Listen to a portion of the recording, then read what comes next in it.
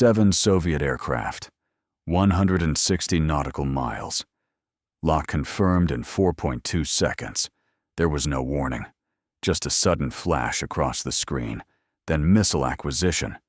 At that range, NATO protocols allowed only one response, and it was already too late.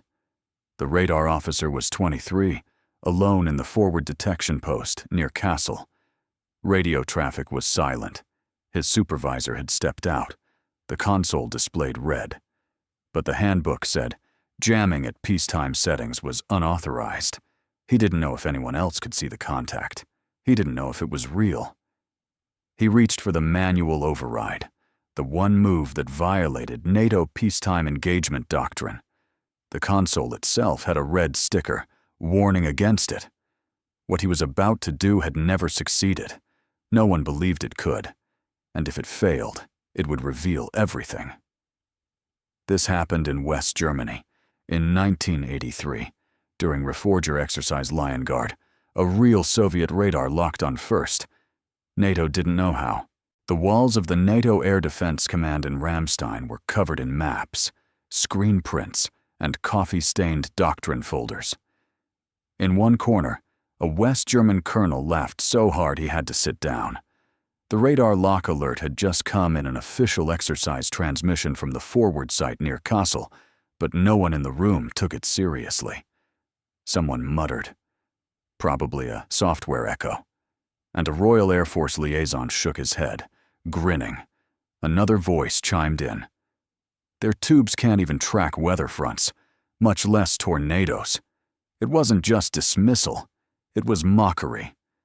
The idea that a Soviet ground radar presumed obsolete, bulky, imprecise, had achieved target acquisition first wasn't just wrong. It was ridiculous. The internal belief was unshakable. Soviet radar was junk, export-grade hardware, over-amplified, undercooled, slow to rotate, and prone to false returns. They could paint a reconnaissance flight at high altitude. Maybe. But tracking low, fast-moving NATO aircraft. That wasn't even considered a serious scenario. West Germany's own simulations had concluded that even their most modern Soviet system couldn't resolve a clean lock under jamming conditions. Not even close. As officers tossed jokes back and forth, someone asked whether to notify SHAPE in Belgium. The answer came without hesitation. We're not going to escalate a phantom. The message was filed. Unread. Under exercise anomalies. No technical debrief was ordered. No one checked the radar logs. The most advanced air defense alliance in human history laughed off the first real Soviet lock-on. The mistake wasn't in what they didn't see. The mistake was in what they were sure the enemy couldn't do. For decades, NATO doctrine had been built on one foundational belief. Speed and altitude were invisible, not literally, but functionally. Every training, every exercise, every manual treated radar evasion as a solved problem. The math was simple. If you flew low enough, fast enough, and quiet enough, no Soviet radar on Earth could keep up. This wasn't guesswork. It was embedded in the system. Western strike aircraft tornadoes, F-101s, Jaguars were all designed around terrain following flight.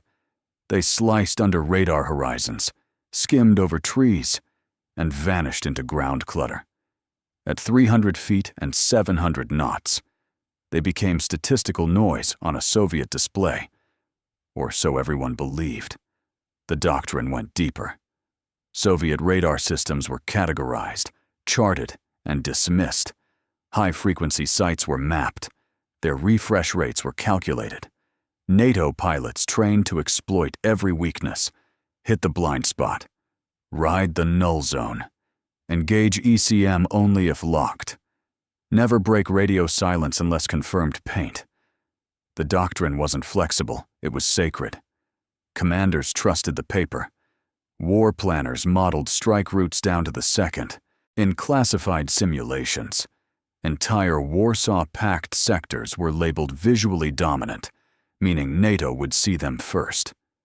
Fire first, and leave before the Soviets could respond. That confidence wasn't arrogance. It was reinforced by years of observation flights, signal intercepts, and live fire rehearsals. If anything, the threat wasn't radar, it was missiles. The prevailing fear was interception by fast response SAMs after radar failed. No one prepared for a scenario where radar succeeded on the first try. The manuals didn't cover it.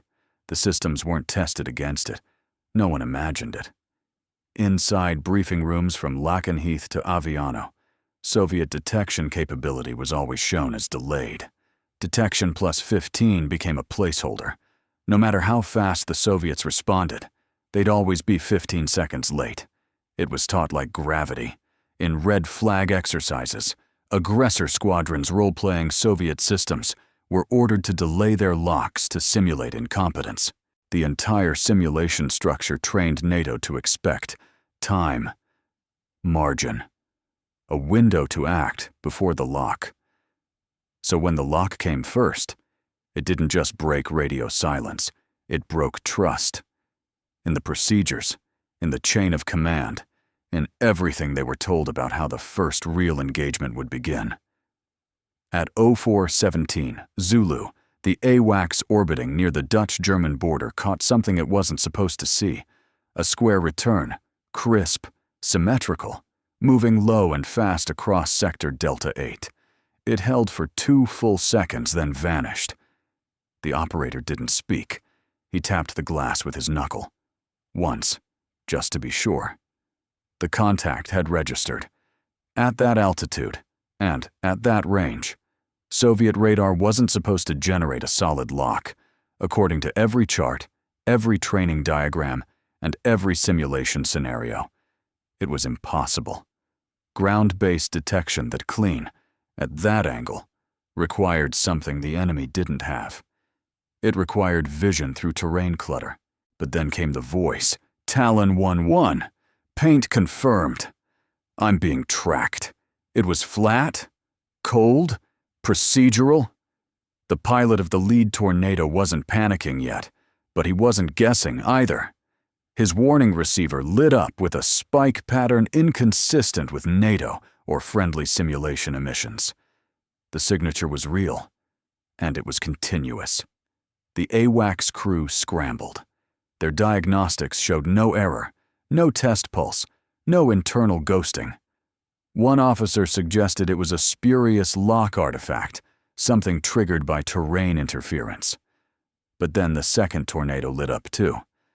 And this time, the pilot confirmed an active radar search, not passive, not simulated, inside the operations trailer.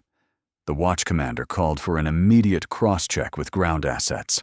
No time for escalation protocols. They needed to know if this was a drill malfunction or contact with a real Soviet emitter. 30 seconds later, they had their answer. The radar log from forward post Kassel matched the AWACS capture. Time stamped. Identical frequency band. Lock duration 4.2 seconds. Source location estimated inside Polish territory. It shouldn't have happened. Soviet radar wasn't supposed to see anything moving that fast at that angle. Not without vertical elevation, not without aerial support, and not from across the Iron Curtain. But it had happened, and the screen was still warm. The mission was aborted. The tornado flight turned back.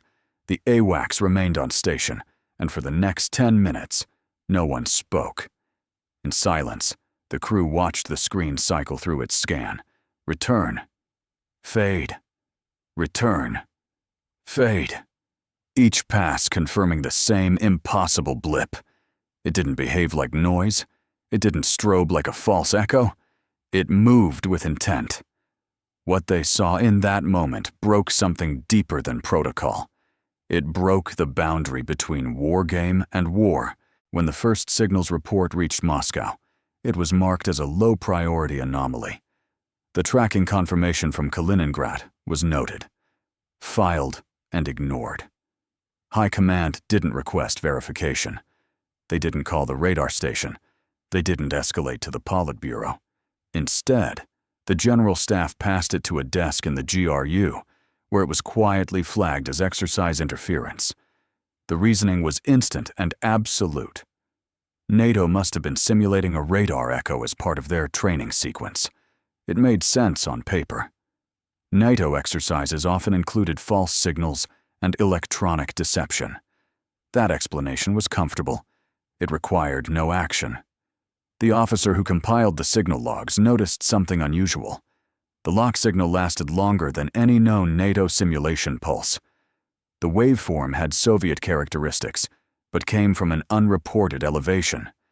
He flagged it. He added a cautionary line to the summary memo. That line was deleted before the memo reached the Central Air Defense Directorate. Instead, the official story became NATO broadcast, a jamming loop that unintentionally triggered the radar response. The lock was chalked up to an operator error, maybe a test pulse accidentally sent from a nearby calibration station. Either way, it was harmless. Harmless and irrelevant. The radar team in Kaliningrad was never questioned. The logs were never pulled. The technicians were never debriefed. No maintenance order was issued. Nothing was adjusted. No commendation was sent.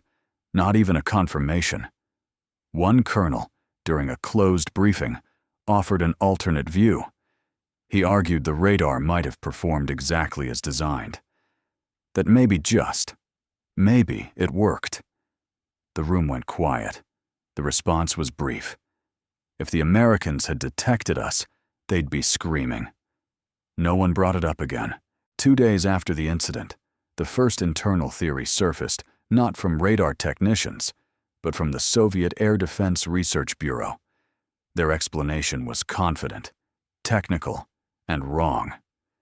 They claimed the radar had locked onto a drone, a decoy, a deliberate NATO distraction inserted to test Soviet signal response. The logic seemed airtight. The flight profile was too clean, the timing too symmetrical. A human pilot, they argued, wouldn't fly such a predictable pattern at that altitude near the border. Only a drone could risk provoking a lock just to measure it. And the Americans had been experimenting with radar-reflective UAVs for years. Maybe this was one of them. A probe disguised as a tornado. They even had precedent. 2 years earlier, a radar team near Odessa had caught what was later identified as a balloon-based reflector launched from Romania. It had painted their screen for 6 minutes. The Americans had never confirmed it, but it gave just enough cover for this theory to survive. The Ministry of Defense adopted the drone explanation without public statement. It fit too perfectly. It explained the lock-on. It explained the silence afterward. And most importantly, it explained why NATO hadn't responded with a formal protest. Because it wasn't a plane. It was a decoy. Under this theory, no action was needed. The radar had performed normally. The system worked. The Americans were testing, and the Soviets had simply passed. No one asked why a decoy drone would fly directly into radar coverage from 2 angles. No one explained how a simulated target had registered identically across 3 independent sites. And no one addressed the brief transmission spike that matched NATO warning receivers. That was the power of a clean explanation. It didn't have to be correct. It only had to be comfortable. When questions resurfaced a week later, a more elaborate theory emerged, this time from a team of civilian physicists attached to the Soviet Academy of Sciences. According to their assessment, the radar lock wasn't caused by an aircraft or a drone. It was a reflection, an upper atmosphere anomaly. A rare alignment of ionospheric layers had bounced the radar signal off the underside of a passing satellite, generating a false return on the scope. They called it coherent orbital scattering. The term sounded technical enough to stick. Their paper included diagrams, signal paths, and waveform dispersion models that no one in the Air Defense Ministry had the time or interest to challenge. The theory suggested the Soviets had detected their own radar echo, reflected back down from an American satellite in low orbit. This explanation was worse than the first because it was untouchable. It didn't require blame. It didn't require audit. It reduced the lock-on to a statistical ghost, a rare and unreproducible phenomenon. There was no lesson to learn, no system to fix, no further action to take. Inside the Kaliningrad radar station, the crew didn't even hear about the orbital theory until it was quoted in the official after-action bulletin. One technician read the description twice and said, "So the radar saw itself." No one answered. The irony was sharp. The more complex the theory, the safer it became. No one wanted a simple answer. A working radar lock would mean a system upgrade had succeeded without authorization. That meant exposure. That meant explaining why no one knew. And that meant risk. So they embraced the theory that blamed the sky. In Brussels, NATO intercepted the summary through signal intelligence. The British analysts reportedly laughed out loud. One officer nicknamed it Operation Mirror Bounce. The name stuck. By the end of the month, the Soviets had written off the event as physics too complicated to investigate, too inconvenient to repeat. It wasn't denial anymore. It was theater. Neither NATO nor the Soviet Union understood what had actually happened. Not because the systems weren't working, but because the people watching them weren't. The lock-on was real. The radar was operational. But both intelligence frameworks, East and West, were built to detect intentions, not capabilities. And this was their blind spot. Months earlier, satellite images showed new cable trenching near a decommissioned radar site outside Kaliningrad. The trenches were narrow and curved, inconsistent with power grid repair or civilian utility upgrades. A low-priority SIGINT report flagged them as possible reactivation activity. It was buried beneath 5 layers of higher-interest alerts, naval maneuvers, missile testing ranges, and routine Warsaw Pact movements. The KGB had eyes on several defense research facilities in Belarus, producing low-frequency radar components. Shipments doubled in the winter quarter. No alarm was raised. The explanation: civil defense upgrades, replacement parts for aging Cold War infrastructure. Nothing threatening, nothing new. GRU field agents in Poland filed 2 separate reports on large, insulated trucks with shielded signal emitters parked near temporary antenna towers. No one followed up. The units didn't match any known SAM or EW profile. Intelligence teams assumed they were decoys for NATO's benefit, part of a disinformation loop. They weren't. Even the West missed it. In NATO's own threat models, the radar station in Kaliningrad had been labeled non-operational for nearly 3 years. Intercepts of radio chatter near the base showed routine maintenance calls, but no active tracking reports. American satellites saw no movement of support vehicles, no warming of launch platforms, no shift in power signature. So they assumed it was dead. What they didn't see were the underground fiber links quietly laid in early 1983, connecting the radar to a new processing array buried inside a hardened structure 3 kilometers inland. It wasn't the old station that mattered. It was what it was now connected to. The West German BND had detected low-band burst transmissions from the Baltic coast, but the signal was dismissed as meteorological. France's DGSE flagged a strange pattern of synchronized antenna sweeps, but filed it as testing noise. Even American analysts, running routine ELINT sweeps during REFORGER, captured the radar ping that locked onto the tornado, but misclassified it as a rogue reflection from civilian infrastructure. Every agency saw a piece of the pattern. No one assembled it. The intelligence systems weren't just blind. They were compartmentalized. One department handled radar intercepts. Another tracked infrastructure. Another logged electromagnetic anomalies. And none of them shared conclusions unless ordered. In the Soviet structure, the problem was different. The system had evolved past its own bureaucracy. The radar worked, But Moscow had already decided it couldn't. The data wasn't missing. The truth was sitting in their own archives, unlabeled, unread, and ignored. The radar that locked on first wasn't new. It was old rebuilt, rerouted, and reimagined.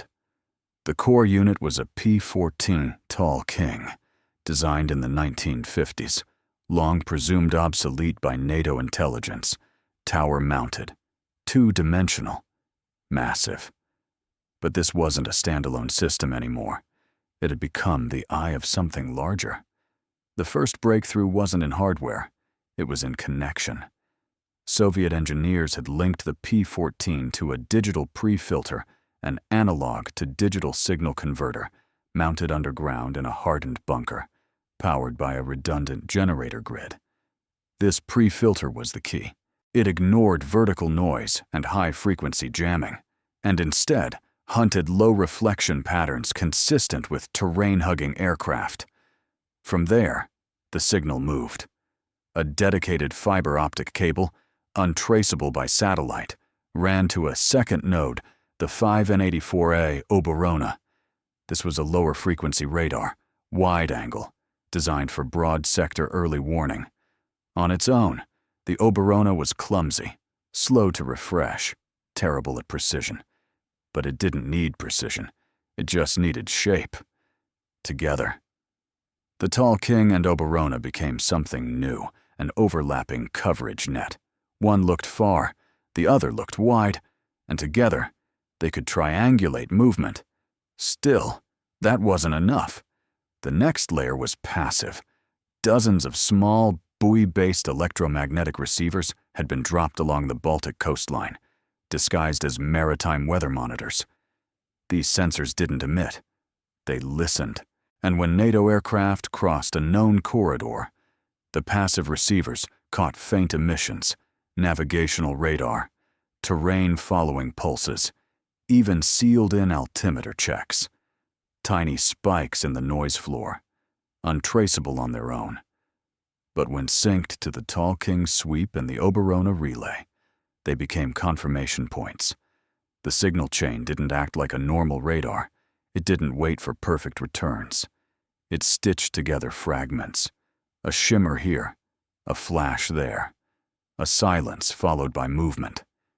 The processor, crude by modern standards, but revolutionary for the time, ran an analog pattern-matching algorithm.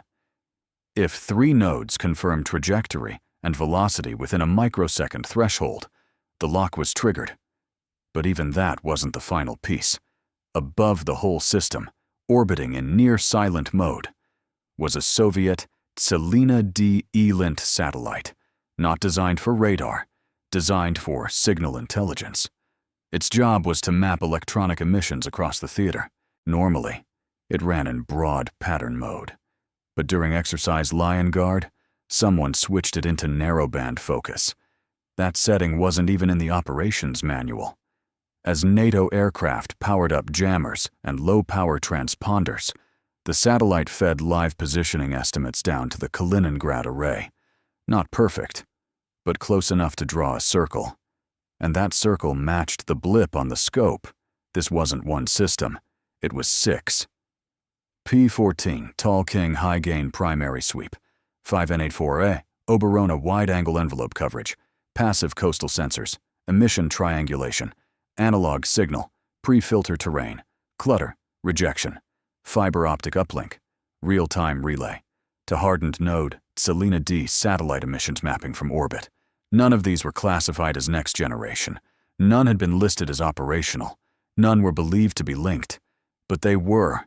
The system had no name. It wasn't in the NATO threat database.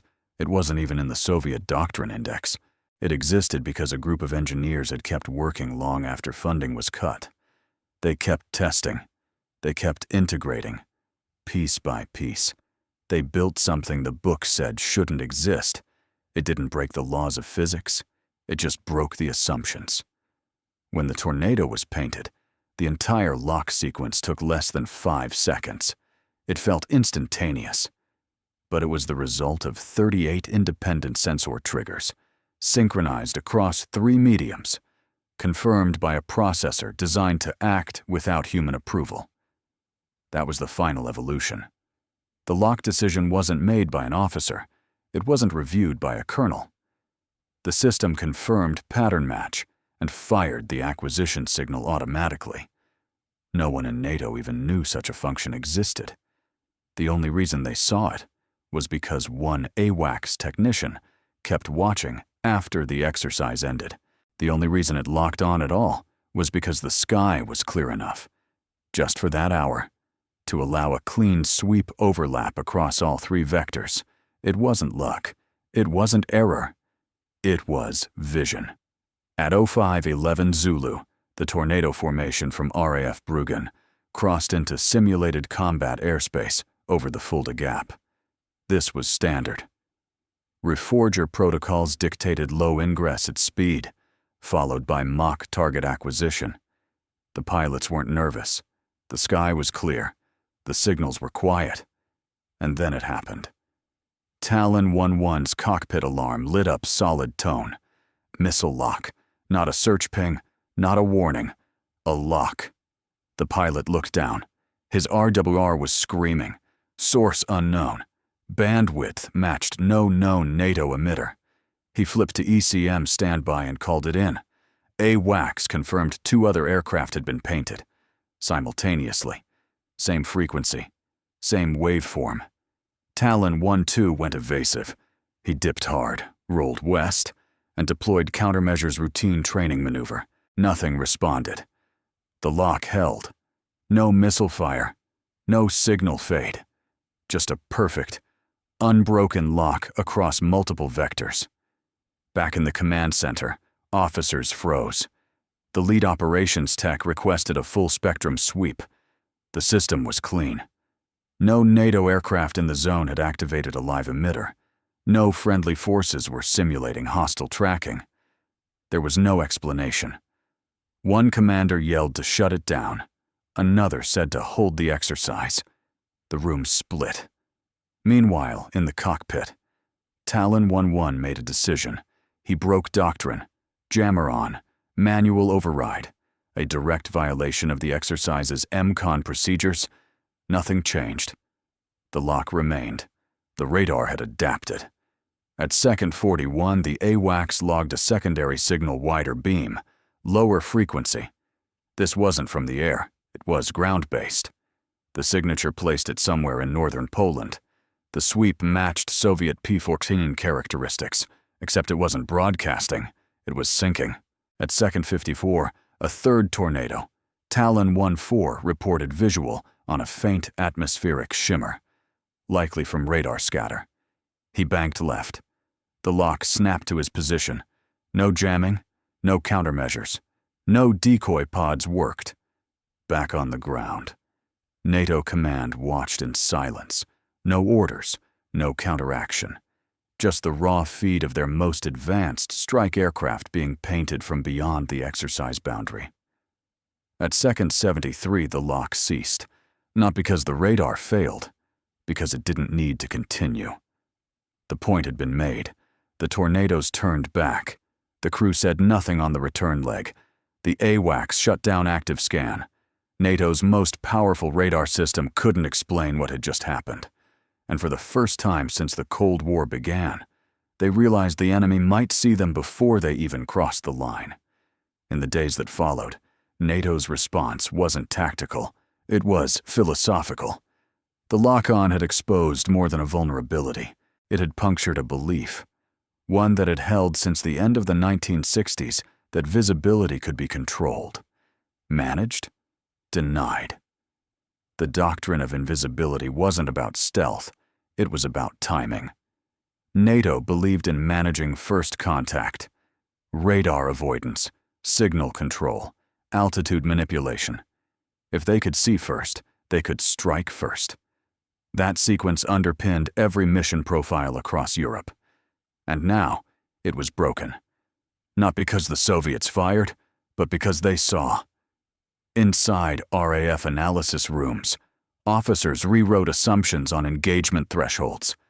German signal intelligence started drafting new protocols for early radar response. In Aviano, planners erased entire flight corridors from the board. Overnight, entire zones, once considered blind, were now tagged, compromised. It wasn't the system that had failed, it was the thinking behind it.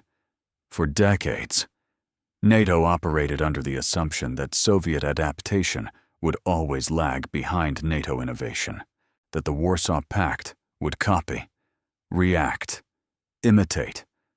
The West innovated. The East followed. That was the rhythm until the radar locked on first.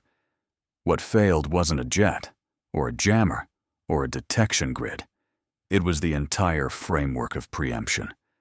The West had focused on objects, faster planes, better missiles, tighter formations.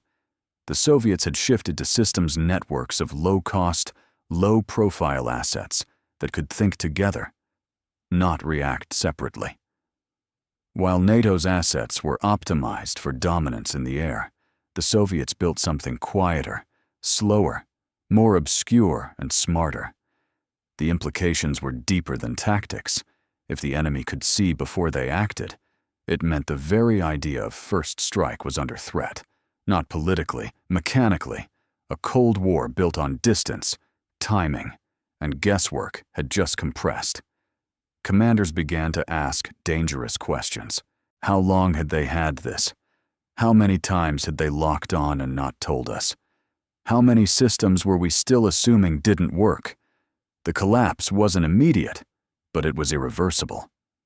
Doctrinal rewrites began before the month ended. NATO exercises were paused. Electronic warfare wings issued silent alerts across 5 bases. The word impossible was quietly removed from 3 briefing decks.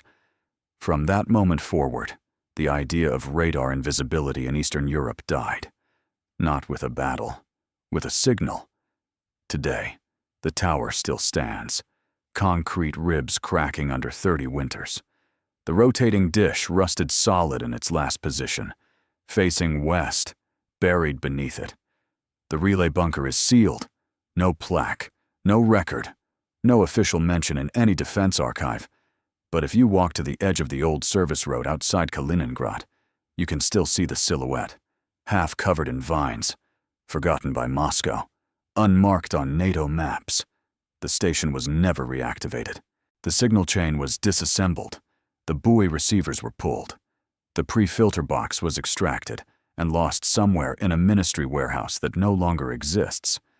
The satellite passed out of orbit in 1989, but for a few minutes, in the cold, dark air above Germany, it had worked. The impossible system had seen what no one believed it could, and it never needed to do it again, because the moment was already over. In the final debrief, filed under Exercise Lion Guard, one line was quietly added to the footnotes. Advisory possibility of real-time enemy target acquisition cannot be ruled out. No one ever followed up. The dish still points west, waiting for a sky that no longer flies.